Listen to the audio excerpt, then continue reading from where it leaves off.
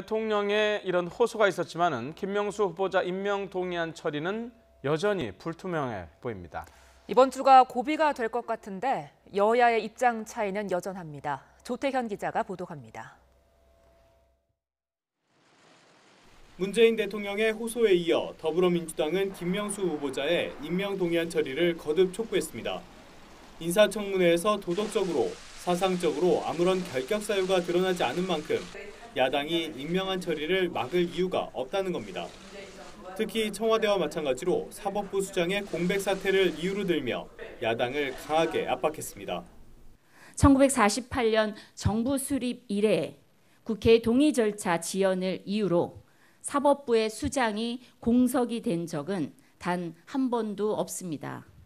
대법원장 후보자에 대한 인주는 정쟁의 대상이 될 수 없습니다. 반면 제1야당인 자유한국당은 대통령의 입장 표명에도 여전히 싸늘합니다. 좌편향 인사가 대법원장이 되면 사법부의 중립성이 크게 침해될 수 있고 정권의 이해관계에 따라 대법원장을 임명할 수 없다며 물러서지 않았습니다. 사법 권력을 장악하자 하는 의도에서 비롯된 것으로 볼 수밖에 없습니다. 순수한 인사가 아니라 국민과 국회와 싸우더라도 반드시 이겨야 하는 싸움으로 임하는 것으로 보입니다. 캐스팅 보트를 준 국민의당은 추미애 대표의 사과를 거듭 요구했습니다.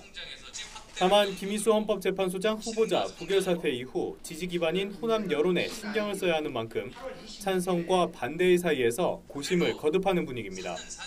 일단 김 후보자에 대한 본회의 표결에 들어가면 의원 자율투표에 맡기겠다는 방침입니다.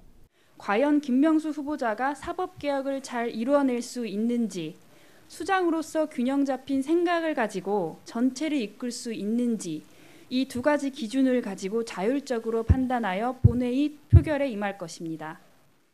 그러나 민주당 추미애 대표의 골목대장 발언을 두고 감정 다툼까지 벌인 만큼 국민의당에서 무더기 반대표가 나올 가능성도 배제할 수 없습니다. 결과적으로 김명수 대법원장 후보자 임명안 처리가 문재인 정부 첫 정기국회 최대 분수령이 될 것으로 보입니다. YTN 조태현입니다.